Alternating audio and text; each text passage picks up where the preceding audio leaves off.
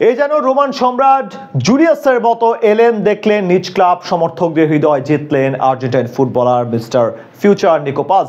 Injury থেকে ফিরে এসেই কোমরের হয়ে করলেন দুর্দান্ত জাদুকরী এক গোল। এই আর্জেন্টাইন তরুণের এমন এক জাদুকরী গোল করার পর ভাসছেন তিনি প্রশংসার জোয়ারে। অনেকে বলছেন এই ফুটবলারই হবেন আকাশী নীলদের ভবিষ্যৎ। আর্জেন্টিনার ফুটবলের ভবিষ্যৎ নিকো পাজের দুর্দান্ত গোল নিয়ে বিস্তারিত রিপোর্টে। রোম সম্রাট জুলিয়াস সিজারের সেই বিখ্যাত বাণী, আসলেন দেখলেন জয় করলেন, এই কথাগুলো এখন বলতেই পারেন আর্জেন্টিনা ফুটবলের মিস্টার ফিউচার নিকো পাজ। কেননা আর্জেন্টিনার এই তরুণও যে ইনজুরিতে পড়ে মাঠের বাইরে ছিটকে গিয়েছিলেন, তাতে অনেকে সংশয় প্রকাশ করেছিলেন চিরচেনা ছন্দে ফিরতে পারবেন তো এই তরুণ। কিন্তু ইনজুরি থেকে ফিরে কোমর জার্সিতে নিজেকে চেনালেন, এক অলৌকিক গোল করে বোঝালেন তিনি হারিয়ে যেতে নয়, বরং আগামী ফুটবলের রাজত্ব করতেই এসেছেন। আর্জেন্টিনার ওই আকাশ নীল পতাকাটা বিশ্ব মঞ্চে উঁচিয়ে ধরবেন। মেসি মারাদোনার রেখে যাওয়া লিগাসি বহন করতে ক্লাদিও এচেভেরি, আলেহান্দ্রো গার্নাচোদের সঙ্গে আগামীতে তিনিও প্রস্তুত।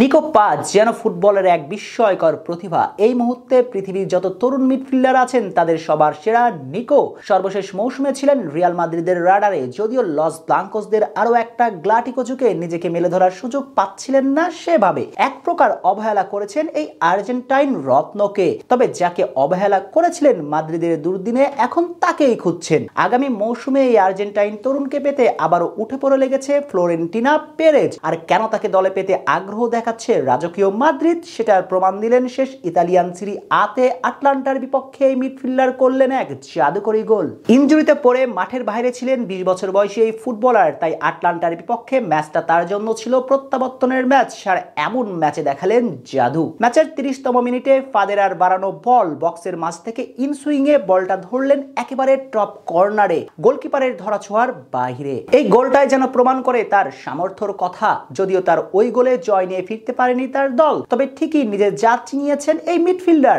ড্রিবলিং, প্লেমেকিং, ফিনিশিং সবকিছুতে যেন ছিলেন অসাধারণ, জিতেছেন ক্লাব সমর্থকদের মন। পরিসংখ্যানের আলোতে যদি তার পারফরম্যান্স দেখানো যায়, তবে দেখা যাবে সতীর্থদের উদ্দেশ্যে পুরো ম্যাচ মিলে 84% অ্যাকুরেট পাস করেছেন, ক্রস লং বল ছুঁড়েছেন সমান 2টি করে, 5বার ড্রিবলিং এর অ্যাটেম্প্ট নিয়ে 4বারই হয়েছেন সফল, গ্রাউন্ড ডুয়েল জিতেছেন 7বার, এরিয়াল ডুয়েলস জিতেছেন 3বার। পরিসংখ্যানগুলো সাক্ষী দেয় দল ম্যাচ হারলেও কতটা আলো ছড়িয়েছেন এই মিডফিল্ডার। শুধু তাই নয়, চলতি মৌসুমে ইনজুরিতে মাঠের বাইরে যাবার আগে পর্যন্ত ছিলেন দলের সেরা ফুটবলার, অথচ তার বয়সটা সবে 20 এবং ইতালিতে এসেছেন চলতি মৌসুমে। কিন্তু ইতালির নতুন পরিবেশ বাধা হতে পারেনি তার জন্য। নিকো পাজকে দেখে এখন বলাই যায় আর্জেন্টিনার ফুটবলের ভবিষ্যৎ সুরক্ষিত। আগামী 2026 বিশ্বকাপে মেসির সঙ্গে বিশ্ব চ্যাম্পিয়নদের শক্তিশালী মিডফিল্ডের শক্তিমাত্রা বাড়িয়ে দিবেন তিনি। সঙ্গে আগামীতে এচিভেরি, রবার্তো, আলেহান্দ্রো গার্নাচোর মতো তরুণদের সঙ্গে নতুন সংযোজন হবেন এই মিডফিল্ডার, যাকে ঘিরে এখন স্বপ্ন বুনতেই পারে আলবেসেলেস্তে ভক্তরা। লিওনেল মেসি চলে যাবার পরেও বিশ্বমঞ্চে আর্জেন্টিনার ফুটবলের ধারক বাহক হবেন নিকো পাজ।